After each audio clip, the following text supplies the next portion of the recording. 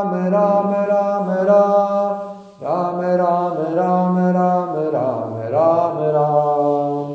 सियावर रामचंद्र की जय। पवन सुत हनुमान की जय। उमापति महादेव की